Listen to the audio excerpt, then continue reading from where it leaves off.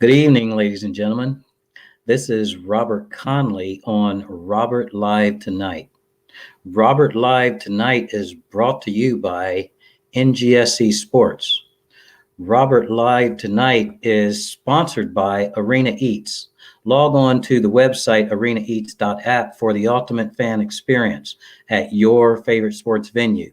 Arena Eats mobile app, pre-order, express pickup, and in-seat delivery. How do you place your order? Good evening, ladies and gentlemen. This is Robert Conley on Robert Live Tonight. And tonight I have about 3 topics that I'm going to be covering tonight. One of them includes a special guest, and you, if you would like to, as normal, chime in, ask questions, and we'll see if we can get those questions answered for you tonight. I will try to see all of your comments and get to them. Hopefully that's going to be possible tonight. So I'm going to be having a special guest on, Peter J. Ray, and he has posted like 704 history videos on YouTube and also has a website. He is a retired history teacher. He taught history for like 23 years. So he's got a pretty good library on history topics. Also, I'm going to be going over how you can turn $10 into $100,000 in 10 years. Just $10. You would be holding the asset in your possession, so you don't have to worry about anybody else having it or controlling it, whatever. That will be up to you, totally up to you. I will also be going over how you can turn $100 into $1,000 in 6 months or less.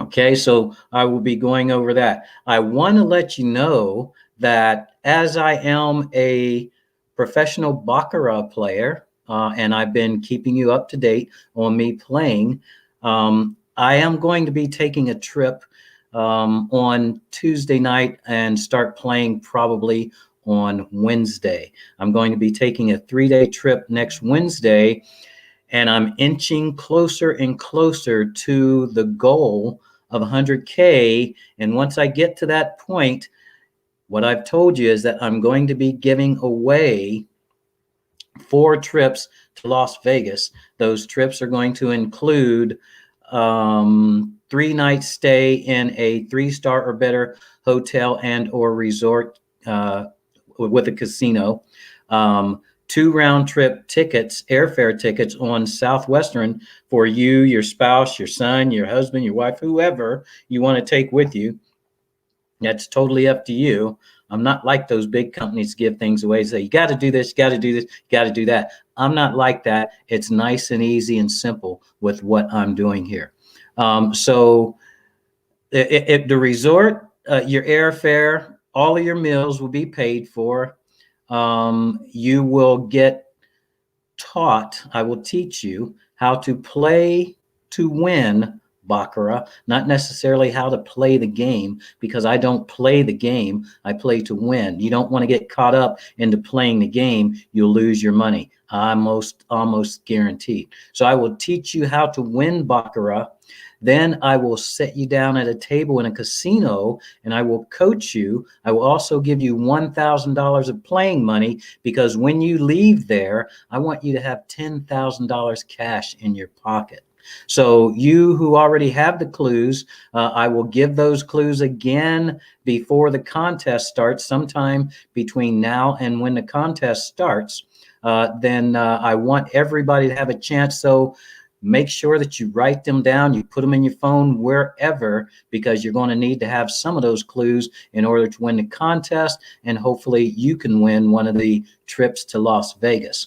So I'm going to be going over that tonight. But you know what? I didn't tell you that. I'll get into that in just a little while, because there's something really interesting happening. And as we like to have insider information, I'm not the person that knows all, you know. I don't know it all. Even sometimes it looks like that. In the background, there's a whole bunch of negatives back there because I wasn't able to fulfill what I thought I could. I didn't know what I thought I knew. But you know, with me, I'm a dot connector, right? I'm a dot connector. That's the only way that I win playing Baccarat because I'm a dot connector, right? So now I've been connecting dots on, and I think that I'm right, and no guarantee, you know, I've been connecting dots on cryptocurrency. Not all of them, okay? Not all of them. I've been connecting dots on one. And this one, okay, this one can give you a very, very good return if I'm right. I'm not going to say that I know I'm right. I'm going to say that I know 3 or 4 weeks in advance I picked the winner of the Super Bowl. And you heard me live right here. I connected the dots and I told you what I thought, and I was 100% right. And I put my money down and I won. And I told you how it was going to happen. And I told you why it was going to happen. And so now I'm getting chills right now because if this is right, and you put up only $10 in 10 years, you could have $100,000. Only $10. And you know what? That $10 doesn't come to me. I'm going to give you free information. Okay, I'm going to give you free information. So I need to see if I can get on Facebook so I can see your really comments and turn the volume down so there's no problem here. Okay. Hey, Gwen, how are you doing? And I see Brittany and there's like 4 other. Hey, cousin, how are you doing? I see like there's 4 others here, but I don't see their names, so I can't say hi except for, hey, how are you doing today?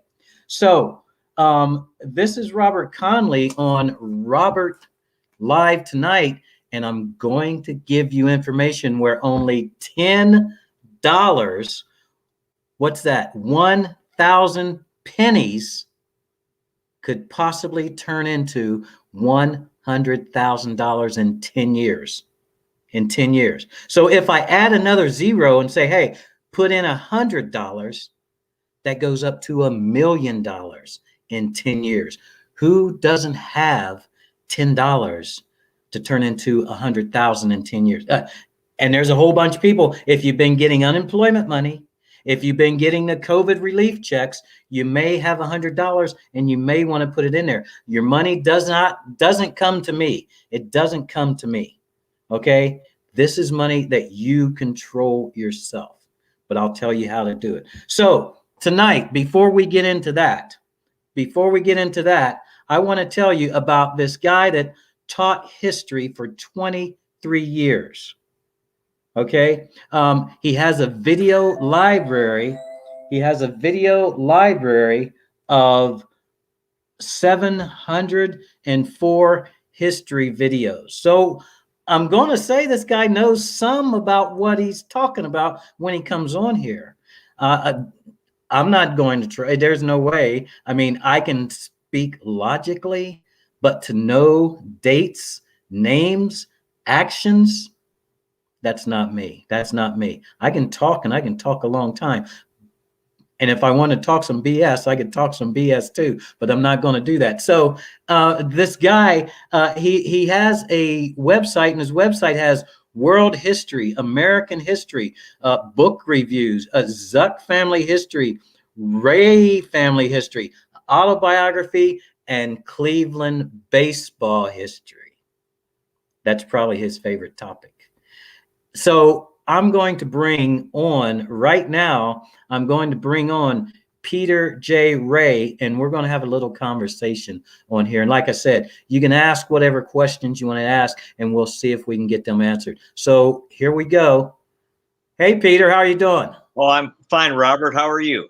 I'm doing good tonight. It was a pretty good day here yesterday, but we had some rain today. So It cooled off a little bit down here in Columbus. In Columbus. Yeah. Yeah. Home of a special Pittsburgh Steelers fan. Oh, yes, exactly right. How can you tell? How can you tell? Right. So I'll be back in Vegas probably the end of next month or first part of June, and then I'll be playing part-time, full-time again when I get back out there. I'll be playing baccarat again when I get back out there. But Peter, so 23 years of teaching history. Teaching history, was that grades 1 through 6, 7 through 8, or 9 through 12? What did that include? It was high school, except I had 1 year of middle school, but mostly high school. Okay, so you had a difficult audience. So in teaching the high school history, was there a favorite topic that you had that you just loved to get to that point to teach? Well, I taught different subjects. I was in the Philippines for 20 years, and I got very interested in Philippine history. I found it very inspiring. Their struggle for independence against the Spanish, and then the American period. There's a lot of, living overseas, I became patriotic. So I've actually in the last recent years spent a lot of time studying American history, trying to, be honest about everything, but also be positive and see the good in our country and in our past. And so it's hard to answer your question. History is so vast, and there's just it depends on the book that I might come across. If I come across somehow a book, it could be from anywhere in the world and any time in history, but if it's very readable and well written, I'll enjoy it. Okay, so it's not just one thing in history that's interesting to you. Like you said, it's vast, and I guess it's like walking into a candy store. Once you see something that catches your eye, you go further and further and further with it. Yeah, it's just like all these different. Yeah, I'm not a fast reader, so I have a lot of books, and I think, oh, I can't. Which should I read? And for example, I'm reading about the Civil War now, and I'm actually doing a lot of research on Abraham Lincoln, the Civil War. I have a book on the Irish potato famine, and I'm kind of interested in seeing how people deal with adversity, and people who play a heroic role in life, people who face challenges and deal with it and make a contribution and are good people. I think it's important to have good character, and so people who endure, who fight for justice and so forth, and serve others, fight for the greater good. I find that all very inspiring. So as you've been teaching history, and as things have played out here in the United States. Now, I've read a book, and it actually was before I became a Christian. I read a book that I called My Bible, which was called The Conspirators' Hierarchy: The Story of the Committee of 300.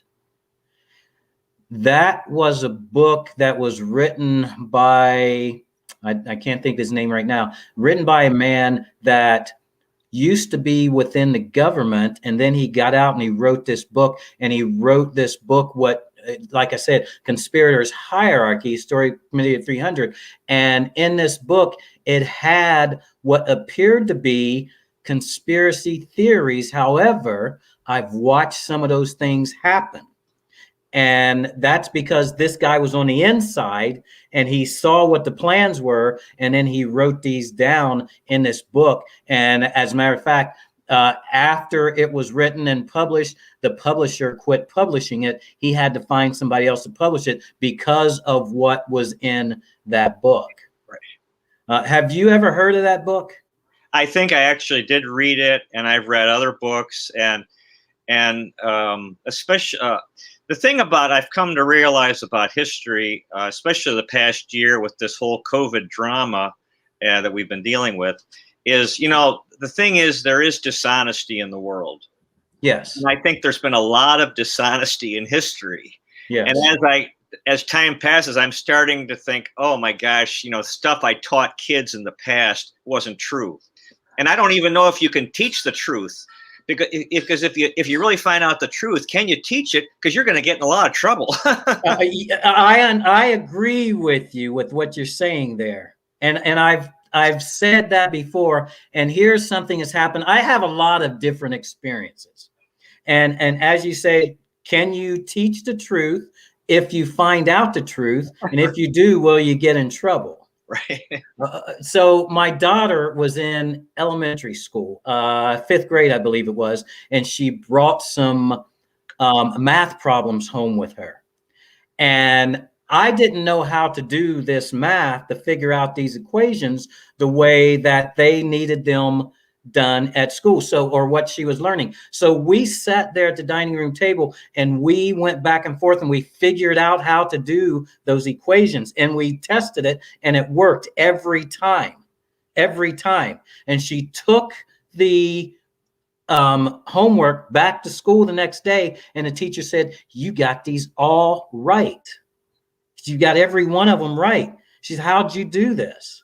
And she said, "So show me your work." And she said, "You got them all wrong." She said, "You got them all wrong, because that's not how I'm teaching you." Okay. Oh my gosh. She cried. My daughter cried because we worked all evening on making that work, and we figured out a formula and it worked. Right. Okay. So, and what's in going from, I won't even take, maybe, okay, let's talk about, let me see if we can talk about this subject, because you've got vast knowledge about a whole lot of stuff. Let's talk about automation. I think Henry Ford was the first one that put up or made the assembly line. Right. That's right. Okay, and so that was the beginning point, in my mind. That was the beginning point of eliminating jobs. Because now all of these people that it took to build a car, right, in this amount of time, we don't need all of them now, but we can build them faster and more efficiently, and we can make a higher profit. Yeah, right. Okay.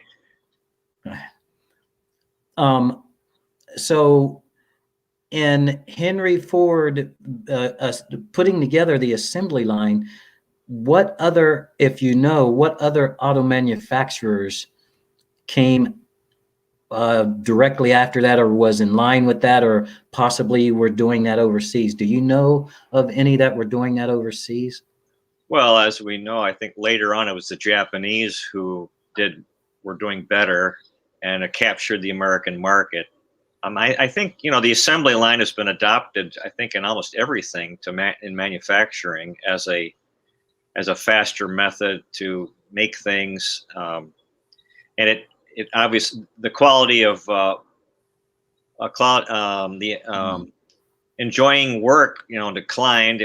You have these assembly line jobs that are very boring. And yeah, and you're right. Now I saw a commercial about, they said, "Oh, Detroit is back," with the auto industry, and it showed a factory, but it's almost all robots. So very few people, and so that's been the trend. Yeah. What I learned a couple of years ago was that the auto industry employed 70% of the robots in America. That was like 2014 or something. They employed like 70% of all of the robots in America in the auto industry. It's changing now because everything's going to robots now, but then it was 70%. So as things are happening now and we come up to date, you mentioned something that I didn't think about with the robots, and that's the quality of the robotmanship and the boringness of the jobs by the workers. Right. In what you know and what you've learned with the history, how do you think that has affected the mindset of the people that are working in these jobs? Life has declined because, and goes through everything. They used to have guys who would make shoes, and if you made a pair of shoes, you felt pride, but now there's no no one feels great satisfaction. If you do the same thing all day, same 1 minute activity, and how are you going to feel pride in your work? You won't. And you're going to be probably going crazy because it's it's so monotonous. There's somebody on here watching right now that feels exactly what you're saying. Exactly what you say. We've had a few conversations, texting conversations, and she's feeling exactly what you're saying. There's not that much pride, if there's any. The only pride that I understand is being able to accomplish what she wanted to accomplish. But as far as getting self-satisfaction, there's no growing there. Right. When you can't grow, what is there left?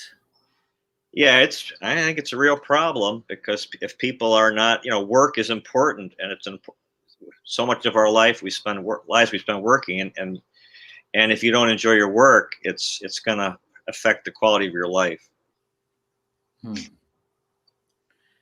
So my dad told me when I was probably in middle school, he said, progress has a beginning, but it has no end.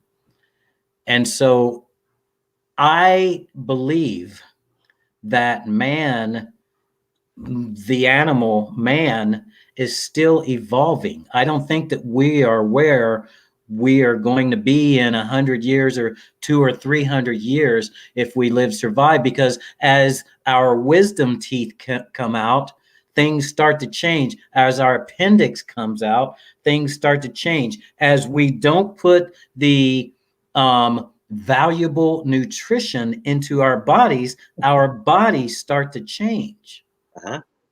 And so if now our minds and our desires start to go away, and we don't have the jobs because the robots and artificial intelligence are doing more and more. And what I understand is the first ones have taken the jobs and are taking the jobs are exactly what you were saying, the repetitious job work. Right. Which is easy for a robot to do. Right. Okay. Okay. So I've got that part. We've got that part. Let's talk about money. Okay. Let's talk about money. Now, in history, as far as if it's true or not, but in history, the first money was a round stone.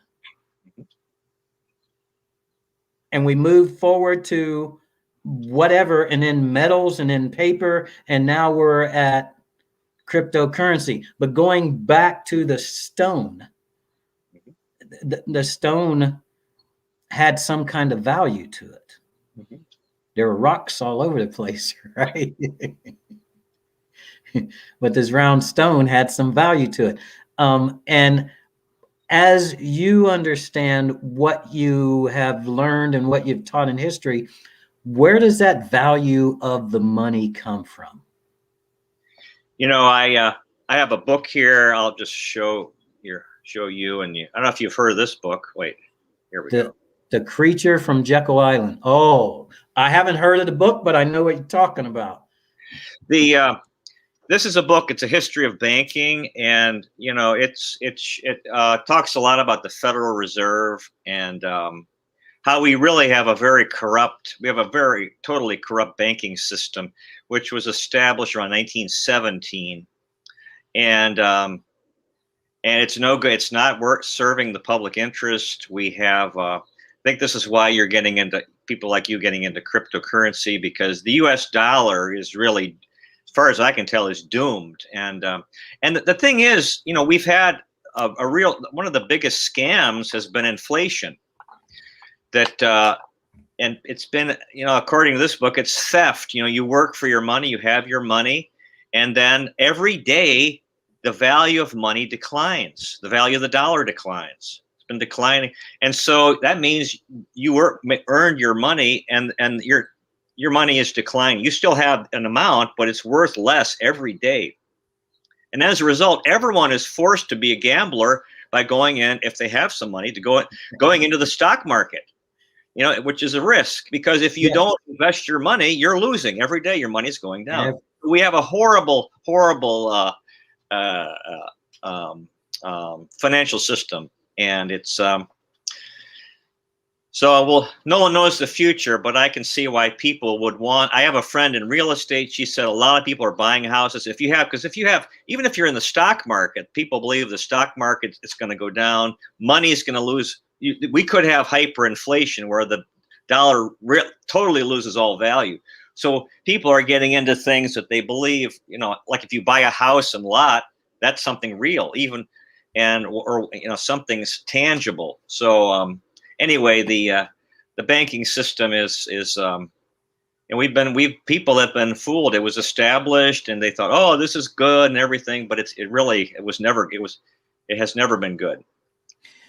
So my understanding of the basic banking system, which starts with the United States government needing to borrow money from someplace, and it goes back to the Jekyll Island book that you just showed, because supposedly when Congress was out on recess, these bankers and a few congressmen got together on Jekyll Island, put together the Federal Reserve banking system, put it into law. When the Congress people came back, everything was changed, and now there's a separate entity, a private entity, controlling the money in the United States of America.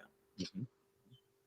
Right. Okay, so with that, and most people don't know that. People, there's two things that are very, but you're saying that the financial system is a trick, a fraud, or the worst thing that there is. Whatever it is, it is. So with that, there are two things that go along with this banking system that is very, very deceptive.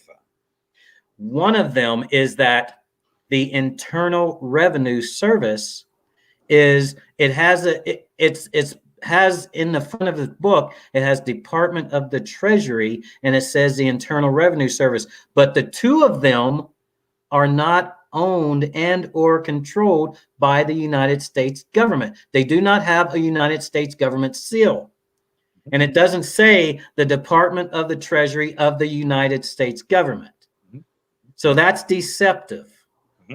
And a few years ago, when the head of the IRS was on national news talking about the income taxes, she said the taxpayers and the non-taxpayers.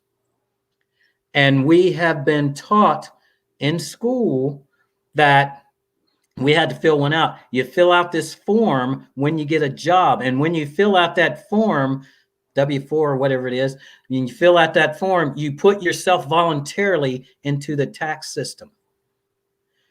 It is possible to get out if you know how to get out legally. Most people don't know that that's the case. About 8 years ago, I read an article in Money Magazine that the owner of this business had 60 employees, and he had a meeting and he told them, I have a form here. I'm getting chills right now because people don't know this. I have a form here, and if you sign this form, I can no longer take taxes out of your check. Everybody but one person signed that and got out legally. So the IRS is number one. Number two is the Federal Reserve Bank.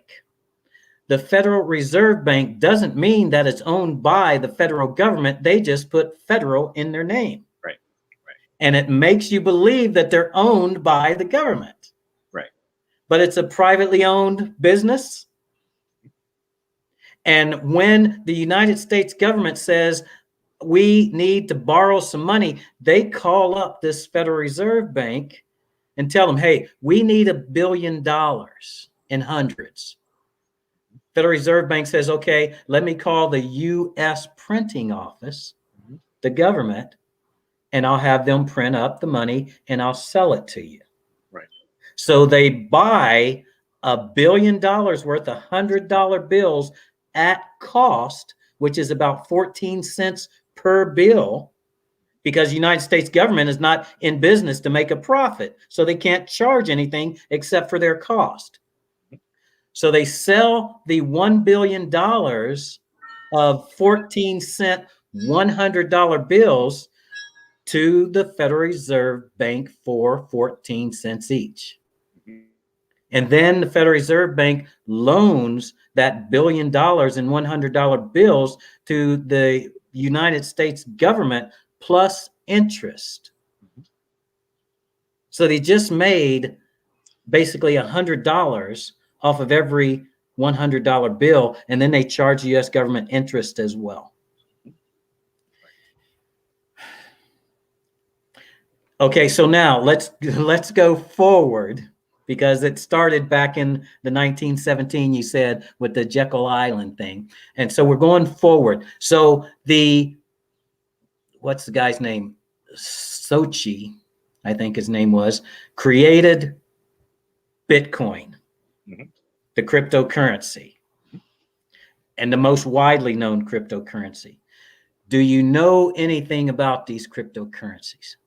No, I've heard, my son is into it. I've heard people talk about it, but I to be honest, no, I know very little about it. Is your son around now? He's out. In fact, he said he's wants to, and he's interested in investing in it. And but anyway, he thinks it's the way to go. Yeah, he's out. So he talks to me about it, but I still haven't been able to understand much based on what he said to me. And I haven't independently researched it myself. Okay. All right. So we're moving forward, and the cryptocurrencies are electronic money that are codes. And these codes are what the money is. It's all that they are. And you store them on your computer, on your telephone, or in a lockbox, wherever, and they have value. Now it's a mathematical equation that you get, and that's your money instead of a paper dollar. And they have value, and the value that's being set is being set by the people that own them and not the economy itself. Okay, so we're moving into cryptocurrency. And we're moving forward into that. So from stones all the way up to something can't even touch is where we're at now with the money, or we're getting into it. It's coming in pretty fast. I'm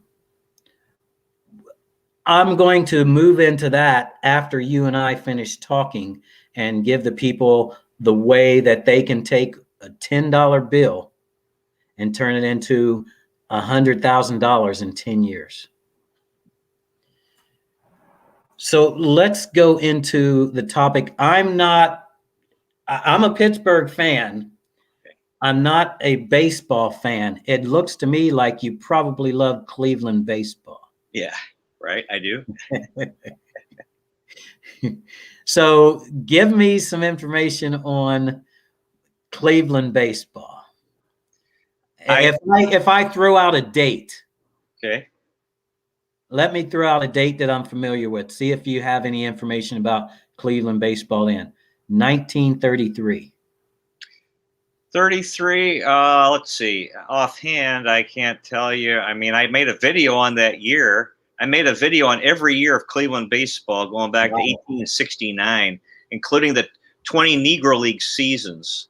There are 20 between 1920 and 1950, And in 1933, I think that's before Bob Feller. And I offhand, I can't really tell you. It's the Depression, right? And Yeah. there was a book I think around about that era. It was called "No Money, No Beer, and No Pennants," something like that. Wow.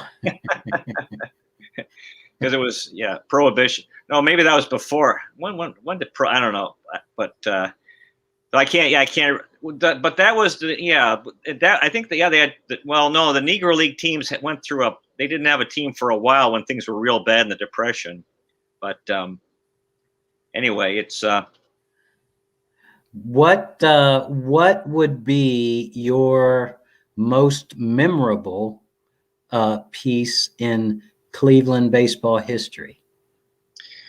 Well, they won the World Series in 1920, 1948. They actually won in 1895, kind of forgotten because it was before the modern era. And for me personally, I was became a fan in 1973. So even though they had a lousy year, so that was very important to me because I was 13 years old and I was really into it. So that's kind of, I don't remember. I was born in 1960. I don't remember 1948, but 73 Indians, 73 4-5. Frank Robinson, 75, first black manager. That was pretty cool. And he'd been a tremendous player for Baltimore, especially. And they wore these all red uniforms. Robinson hit a home run as a player manager the first inning at 775. Wow. Yeah. Okay. I worked in a guy's house and he had a picture of the Yankees in the house. And he's probably 17 years older than us.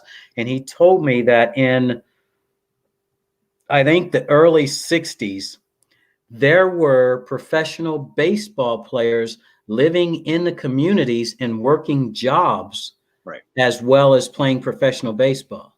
Right. Because they didn't earn enough money playing ball. Oh yeah, the salaries. The guys in the early 70s, until free agency came, guys were making 15 grand maybe. Yeah, and then since then it's just took off since 1975 really, when free agency came, 75, 76, that era. And yeah, they weren't making much. Huh. I'm going to be right back with you. This is Robert Conley on NGSC Sports. This is Robert Live Tonight is sponsored by Arena Eats. Log on to the website arenaeats.app for the ultimate fan experience at your favorite sports venue. Arena Eats mobile app, pre-order, express pickup, and in-seat delivery. How do you place your order?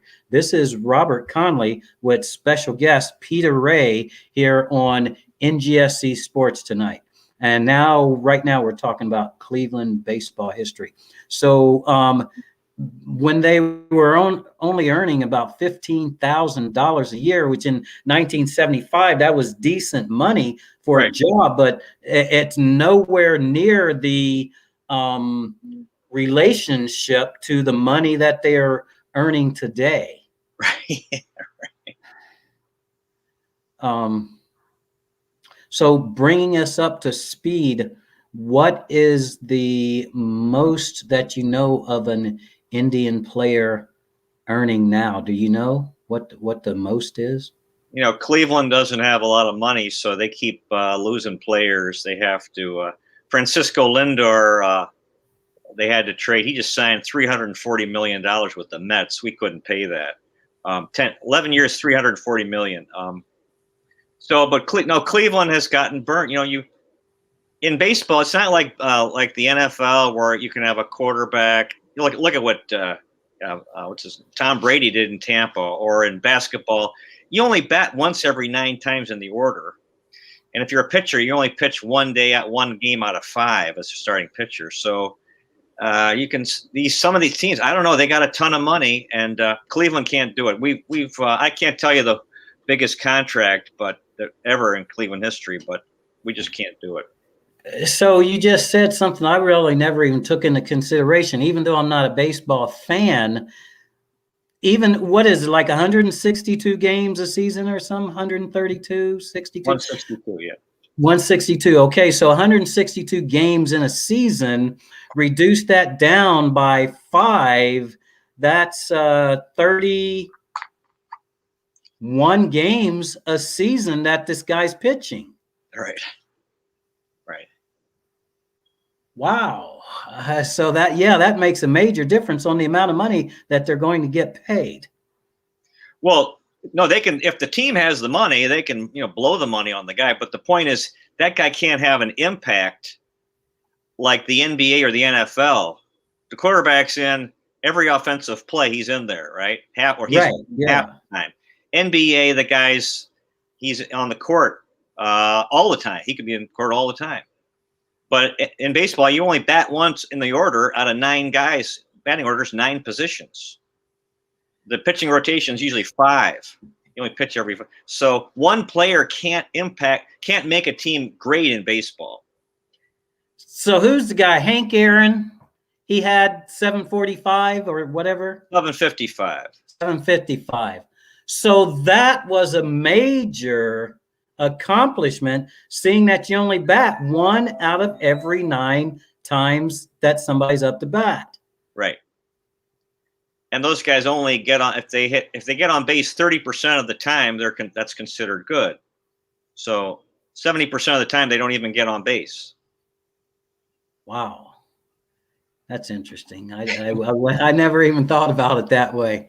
I hear these names and I think, oh, they're doing fantastic, but they only have to show up every so often and do fantastic then.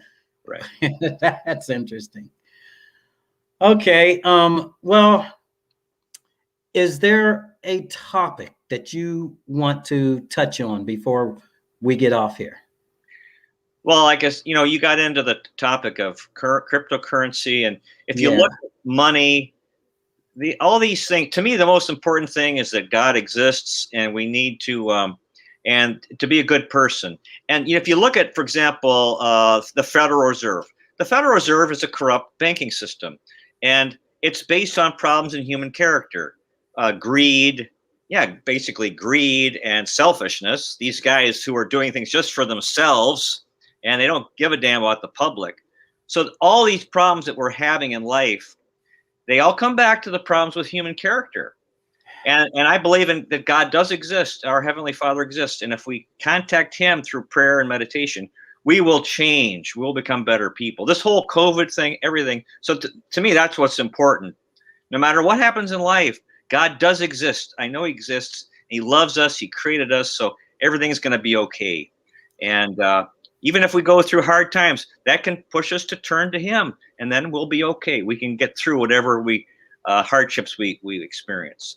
So you're saying that everything goes back to human character, and I will agree 100% there. I will agree 100% that God exists, because I've had angels come to me and help me when I was all but bleeding. So I agree 100%. What you didn't mention is that the human character, I believe now, is judged by their financial accomplishments, where the problems start in the financial industry and they spread throughout the country.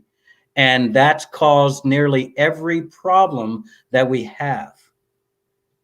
Well, the thing is, there's what God thinks and what the world thinks. And, being super rich doesn't mean you're a great man. Now, maybe everyone says you're great because you have a lot of money. Wealth, fame, and power doesn't mean you're great. People think it. But what's important, what God thinks, because that's what's true. So, and we're all going to die. And we're all going to die and face, you might think, oh, I'm rich and famous and powerful. And then you die and you found out you failed. You really were not a successful person. So what's good is being a victory. Being great is being a good person, being kind, being caring, being humble, being caring about other people, and doing things for others, and trying to, especially people who are struggling in life, whatever. That's what's important about to be a good person. Yeah, I agree 100%. So you have a website. You've created 704 history videos. Give a little bit of information on this website and why you started building it. Well, the title is of the website is Adventures in History with Peter J. Rea, and you go to just type in peterjrea.com. And I made the website because, well, I wanted to promote history. I think history itself is a field there's power in it, there's entertainment in it, there's inspiration, there's wisdom. We can learn from the people in the past who lived their lives. You look at George Washington, for example, that he went through a lot of hardships. Abraham Lincoln, these guys who went through severe hardships, but they kept going, and they did things, they worked and they endured. So I think, and we have to do our part today.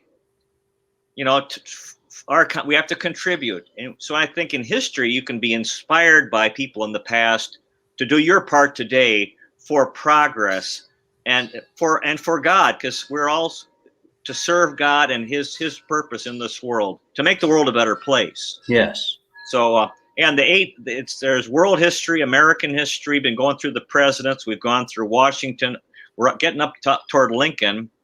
Book reviews, poetic tours. I did some family history, Cleveland baseball, and had some autobiography. So anyway, if anyone who's interested, you can see if any of those are appealed to you. peterjrea.com. Right. peterjrea.com. Right. Okay. All right. Well, Peter, I appreciate you coming on here, and it's interesting. If you want to stay on while I talk about this cryptocurrency and my thoughts on connecting these dots, then you're welcome to stay on. Okay. Okay. So what I've done is, I told you, me playing Baccarat, the way that I win is I connect these dots and I look at patterns. That's the only way that I can win playing Baccarat. And with the cryptocurrency, everybody out there watching right now, I'm going to tell you this. You have an opportunity in front of you right now.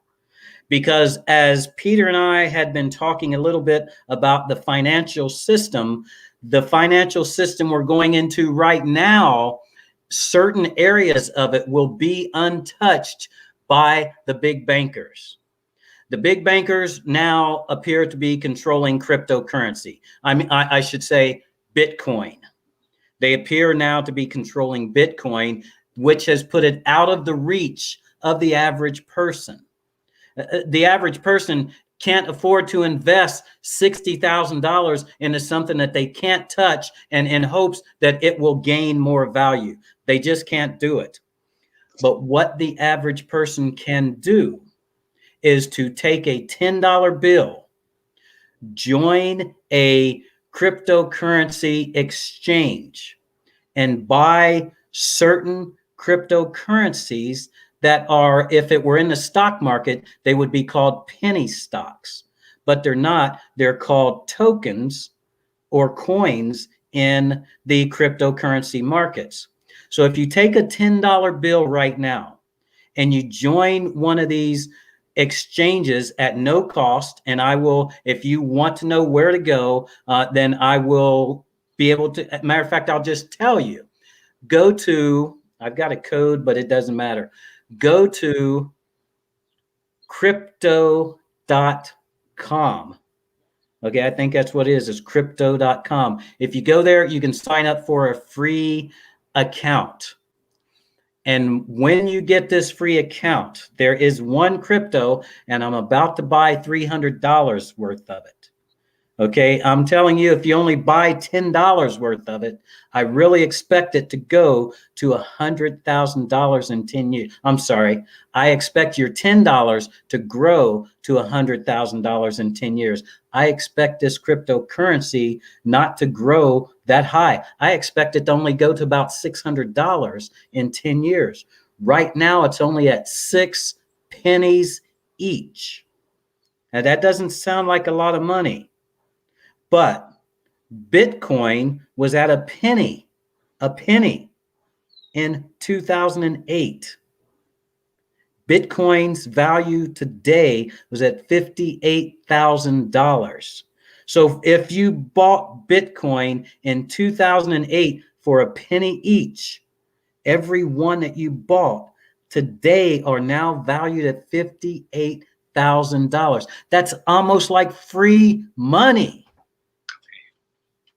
That's enormous. And so if you buy these cryptos that I'm going to tell you about today or very, very soon, if you buy this one coin, it's at 6 cents. If it goes to $600 in 10 years, that took Bitcoin 13 years to get to $58,000. If you buy this cryptocurrency at 6 cents, and in 10 years, it goes to $600.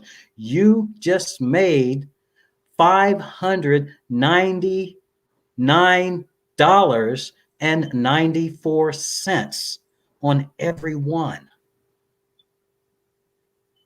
Where else can you find that kind of profit? You can't find it. I do a good job of high percentage wins in the casino playing baccarat, but it's not an easy thing to do when I'm playing baccarat. But this is an easy thing to do, and it's only $10. And it's not $10 coming to me for this information. It's $10 going into an account for you, and you have that account. And as it grows, then your financial value of those coins grow. Now, I'm going to tell you what coin that is. And I'm going to tell you why, and I'm getting chills right now. I'm going to tell you why I think that it's going to grow so well. Number one, because Mr. Elon Musk bought a bunch of it. He owns Tesla. He owns SpaceX. He owns the Hyperlink. He's currently digging tunnels under Las Vegas.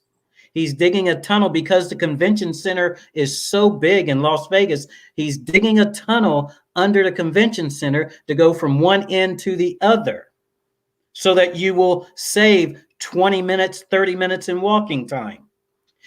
He's also digging a tunnel from the convention center to the new football stadium where the Raiders play. So now all that traffic doesn't have to tie up the three main arteries going from the convention center over to the football stadium and back. He's digging a tunnel there. So that's him in action. He is working on and completing and about to start building very soon a transportation system called the Hyperlink that stretches from Las Vegas to Southern California. It's going to take that 5-hour drive down to a 45-minute trip. He's building it. And that's the first location, or the first two locations that are going to be connected with the Hyperlink. The Hyperlink is an above ground transportation system, which is a tube that has a car that you sit inside, and it runs on magnets or electro fields, and it goes through this tube, and one goes through this tube this way and one comes through tube this way. So it's nearly impossible to crash, and it's going high speed. So you just get there, you get in and you go. He owns SpaceX. SpaceX is going up and launching satellites, many satellites, low orbiting satellites that I believe there are going to be either 2,400 or 4,200 of them that's going to orbit the Earth. When a satellite orbits the Earth, it's not spinning around the Earth. It stays stationary in that one spot, and it stays with the Earth. So it's going to be a network of satellites that maintain their distance all around the Earth. And those satellites are going to beam the internet to us. So no matter if you're up on Mount Kilimanjaro or down in Death Valley or out in the ocean someplace, you'll be able to pick up the internet everywhere on that globe, everywhere. Okay, so if that's the case, now you got to think about it this way. Think about it this way. When Henry Ford started the automated assembly line, they were the only company doing it. And they were cranking out 100 cars a day or something like that. And then once they, are you ready to go, or are you just moving around? Just stretching my legs. Okay. So they were cranking out maybe 100 cars a day. I don't know how many they were doing when they first started. But now every automobile manufacturer, except for the 3D printed car manufacturers that do them one at a time, every manufacturer has the automated systems, the automated production lines with robots, and they put them together. Okay, so now think about if you would have put your money into Henry Ford, then would it be worth now? What would it be worth now? And that's where we're at with this cryptocurrency, because Elon Musk has tied his businesses, or is going to tie his businesses into this. Now, as he's launching these satellites and he's launching these rockets, he expects to have people on Mars before 2030. Now, if he has people on Mars, now I'm not talking about a city, I'm just talking about the beginnings. If he has people on Mars by 2030, and they're going to have to pay for things, they're going to have a currency. Their currency is going to be this coin that I'm talking about. In building his rockets and his satellites, they're being built down in Texas. He's looking to get an incorporation. All these cities are incorporated. They're only businesses. He's looking to get an incorporation to build this city where his satellites and his rockets, I believe, are being built down in Texas. He wants that city to operate on this coin. Now, there's two places I'm telling you about, and they're right here. You can't even see light between anything right now with what he's wanting to do. And he already has Tesla. And the hyperlink is coming. And the satellites are coming. And the autonomous trucks are coming. Now, with this coin being at 6 cents today, if he offers incentives to everybody that uses his businesses to use this coin, the value is going to go like this. And it's going to keep going and going and going. No other cryptocurrency has done that, has not been connected with businesses that are growing like that. None. This coin is called the Doge coin, D-O-G-E. Right now it's at 6 pennies each. If he puts people on Mars, and I believe he will, because we've got a rover up there now, and he builds this city, which will be a smart city, and he continues to build rockets and satellites and cars and the hyperlink and everything else that he comes up with, and solar systems and solar batteries. All of that stuff's going to be connected to this coin to give it more value, so it will rise in value. So if you put in $10 today, just $10 today, and in 10 years, it goes to $600. You just made $599.94 on every 6 cents on every coin that you buy. And that's how you take $10 to $100,000 in 10 years. And if you have more than $10, buy more. And what if it loses? What if it just disappears. It was only $10, less than what, a McDonald's meal now? A cup of coffee from Starbucks? I'm only giving you information that I can see. I connect the dots. I connect the dots. So I've given you reason. Go back and watch this video, because connecting the dots is how I win money playing Baccarat. Connecting the dots is how I finish a basement. Connecting the dots is how I ran a 28-person painting business. Connecting the dots. I just connect the dots. Okay. I can see out there. What can I see? I can see that 15 years ago, I said that the highway lights should have had one light bulb at the base of it with a fiber optic attached to it to go up to the lens over top of the street, and a magnifier for the light to come down on the road, so that it takes less money to maintain those lights. And now they're switching all of them to LEDs to have a 40,000 hour life. And running the light from one place to another, well, I had also a magnifying glass on top of a home underground with fiber optics running into every room with a magnifier on the end of it, so it would catch the sunlight, and you can open up the sunlight in every room underground. Well, where's that at now? It's in office buildings. I didn't create it. I thought about it. I didn't have the money. But it's in office buildings now. It saves energy, saves electricity, and gives natural light.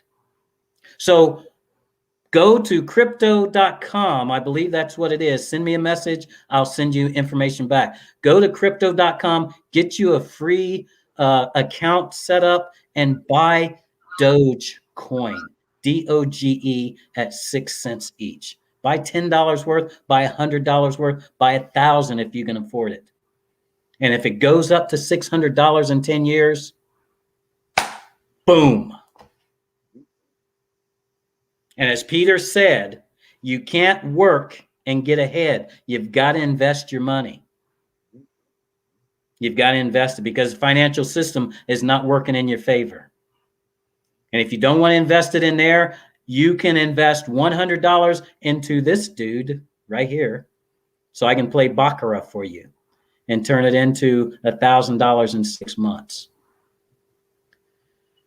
So this is going to end this show. Peter, this is Robert Conley and Peter J. Ray on NGSC Sports. I want to talk more about Baccarat, so I'm going to be on here for a few minutes more. Anybody who wants to stay, you can stay. But this section is done, and the people that are out there listening on NGSC Sports, you may have gotten cut off by now. I don't know. Hopefully not, but you may have gotten cut off. So now I'm going to talk to you about Baccarat and how to win. When I play the game of Baccarat, I don't play to play the game. I play the game to win. Now, there's a difference. When you play the game to play the game, you're wanting to enjoy it. It's a form of entertainment. But when you play the game to win, it's a job. That's difference. It's not always an enjoyable job. So, as I have played the game, and as I win, and as I play for other people to win money for them, I look to win my goal in just 2 bets. Only 2 bets. If I have $100 and I go into the casino and my bank is $100, my first bet when I'm ready is going to be a $35 bet. And if I win that $35 bet, then my next bet will be $70. And it doesn't have to be bets that are side by side. It can be one bet, 10 hands go by, and another bet. But I look to win 2 bets, and when I win those 2 bets, I double my money. $35 goes to 70, 70 goes to 140, subtract the 35, and I have $105 left. I put that together with my $100 starting bank. I just doubled my money in 2 bets. Now, When I go in with $1,000, my first bet is $350. If I go in with $4,000, my first bet is $1,400. And I'm still looking only to win 2 bets. They would be the same 2 bets that I was betting $35 and $70 on. So it doesn't matter the amount of money. What matters is you being able to take your heart out of the picture, because it is thumping when you put a big amount of money out there. But it's still just 1 bet, and it takes a while to build yourself up there. But you can start with $100 or less, okay? But I'm going to show you now how I win in playing the game of Baccarat. I've got 2 games up here that I had going on the other day, and I'm going to do 2 more games. Okay, this is the basics. Now there's a little bit more that goes along with it that I didn't show you, and I won't show you because you're going to have to go into a private lesson in order to get the rest of that information. I'm just going to pull up game here, and I'm going to start down further in the game, but I'm going to pull it up here and I'm going to chart it. Now, the red dots represent the banker hand, okay, and the black dots represent the player hand. There are only 2 hands dealt out on the table, and when you make your bet before the hands come out.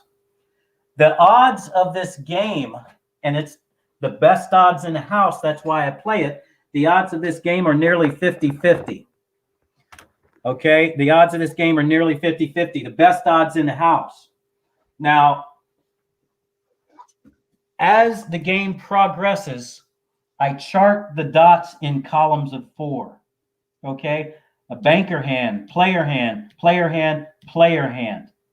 Now, I have 3 dots of the same color here, and so I put a 3 underneath this column because I had 3 dots of the same color. Now, how this works and why it works for me that I created it is because it's me, against the shuffle machine. The shuffle machine is programmed, and it can't make any changes after the cards are in the shoe that they deal the cards out of. But I can make changes and adjustments on the fly. So I'm up against the machine. Okay, so as the dots come out and I chart them, then there's a 3 when there's 3 of one color. And this red dot could be anywhere in here, just as long as there's 3 colors of one color here. It's a 3. Now, because the last 2 dots are the same color, the money in here, the 700, represents a black dot, which was the player hand. So the last 2 dots are the same color. I put a black hash mark underneath there also. So what happens as the game progresses is that this row here starts to build a pattern. And this row here was black, black, black, black, red, black. So it's starting to build a pattern. This row of numbers here starting to build a pattern. 3, 3, 2, 2, 3, 3. So it's starting to build a pattern. And this row of hash marks starts to build a pattern. All of these are black. All of these are black. So I have 1, 2, 3 different patterns to look at to tell me, yes, Robert, bet or don't bet because it's dangerous. Now, as I mark the numbers, the number 2 and the number 4 are danger numbers.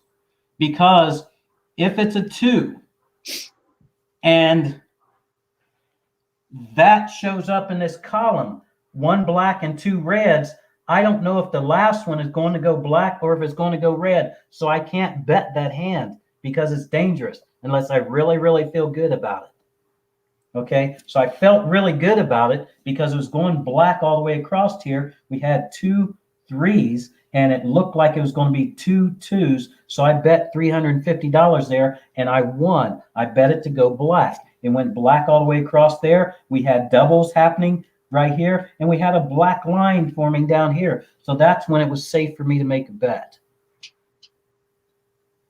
So then the next columns came out, and we still are building a pattern across here. And because we're going doubles, 2 3s, 2 2s, 1 3, I'm betting it's going to go another 3. So in order to go another 3, because we have a red and 2 black dots, in order for it to go a 3, it has to go black. And it went black. I bet $700 and won. So I just won $1,000 in those 2 bets. If you had $100, you would have won $100 in those 2 bets. Okay, so this is what happens. These patterns come up, and I've got a bunch of patterns that I know. This pattern down here, it came 4 blacks, 2 blacks, 2 reds, 3 blacks, 1 red, 2 blacks, 2 reds, 4 reds. The numbers came out 4, 2, 3, 2, 4. This pattern comes out and other people don't see it because this is my system and they don't know. Chances are they would have been betting for this to go black because there's 1 black, 1 red, 2 blacks, and there's 3 blacks up here, 4 blacks up here. It looks like it's going to go black right there. But it didn't. It went red. So in this game, I bet $700 here, won it, bet $1,400 here, and won that. So that's, how much is that? 7, 14, 28. That's $2,000 won there in 2 bets. Okay, $2,000 in 2 bets. So now I'm going to show you another game, and I'll show you how these patterns come out here. I'm starting right here. I'll start right here. I've got, this game goes, okay, this game goes black, black, which is player, player, player, banker, player. Now, these are actual games that I played. So now, this is a 3 because 1, 2, 3 black dots. All right, and the last 2 colors are different, so it's a red hash mark. If they were the same color, it would be black, but they are different, so it's a red hash mark. The next row, the next column is player, banker, player, player. Now, again, I've got a 3. So I got black, black, black. That's another 3 right there. But because the last 2 are the same color, I have a black hash mark going down here. So I'm developing a pattern, developing another pattern, and developing another pattern. So I have 3 patterns to look at as the game flows. The next column goes banker, player, player, banker. So now this is a 2 because there are 2 black ones and 2 red ones. So this goes danger color, so I know that it's there. And then it also goes a red hash mark because the last 2 are different colors. All right, so now I'm sorry, I just made a bet right here. I just made my first bet right there. So I'll just turn that into, let's say, $100 bet right there. I didn't mark it down there. And this is going off the history from what happened previously in this game. But that's what I expected, a 2, because there was a red number 4 here, and then there were 2 3s right here. So it was 3 3, 4, 3 3, 2. I expected it to go a 2, and it did. So I would have won $100 right there. I had a $300 bank. Now, the next column, if the pattern stays,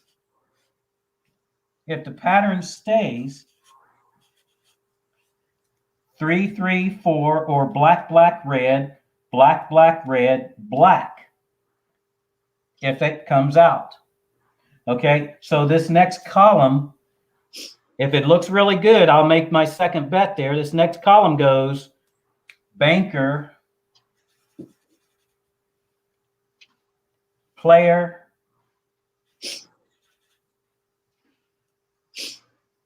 banker.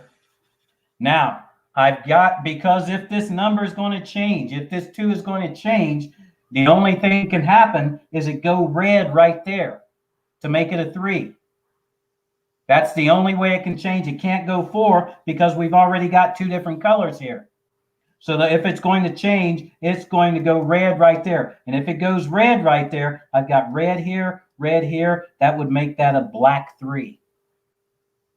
Okay, and not only would it make it a black 3, but it would make it a black hash mark here. And we got red, black, if that happens. And on my chart here, I did, so I made a $200 bet there, and it went red, which made it a 3 and made it a black hash mark. So all of these patterns lined up. 1, 2, 1, 2, 3, 3, 4, 3, 3, 2, 3. And red, black, red, black. This is how I win playing Baccarat. And I only need to win 2 bets to double my money.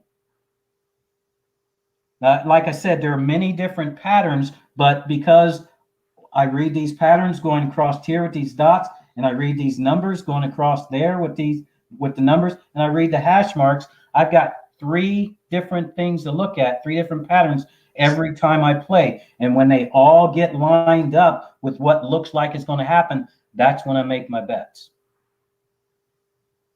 I used to play all day long to win $100 or $200.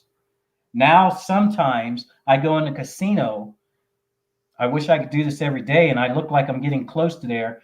I go in the casino, and my best win was like this, only this bet was $2,800 and this bet was $5,600. I won $4,000 that fast and got up and walked away. Then they start harassing me because that was almost 5% of the daily intake of that game. So then they start harassing me. But that's how I win this game of Baccarat. Sometimes I will chart it in 5 dots, depending on what's coming out. But most of the time I chart it in 4 because that's where I win most often. So you can go back and watch this. I'm going to save it. You can go back and watch this and you can see it. And if you want private lessons, if you want to learn more, then send me a message because you can start with $10 even. There are some $10 games out there. And in some places, there's a $5 game. And to tell you how it works progressively up, 6 or 7 weeks ago, I started with $100 and I got all the way up to $4,000 by doubling, a little bit at a time. You don't have to go in and hit a jackpot or win a whole bunch of money. You just need to double, go home, come back and double again. Go home, come back and double again. It doesn't take that long to make a lot of money, or I should say win a lot of money in playing Baccarat, because it's the best game in the house to double your money on. It's the best game in the house to double your money on because the odds are almost 50-50. And they let you chart the game at the table so that you can see what patterns are going on. They let you chart at the table. You can learn online. You can practice online. Again, don't think about playing the game. Think about winning the game. That's most important. The 2 most important pieces of this game is discipline to wait for the cards to come to you, and money management, because after you've doubled, don't believe it's going to stay that good. Get up and go.